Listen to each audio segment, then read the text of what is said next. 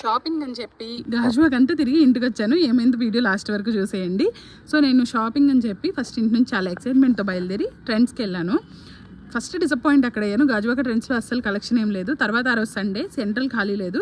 So మేము ఇంకా ట్రాఫిక్లో ఎలానో ఒకలా మేము దువ్వాడ వెళ్ళిపోయాము. దువ్వాడలో స్టైల్ యూనియన్, మ్యాక్స్ రెండు పక్కనే ఉన్నాయి.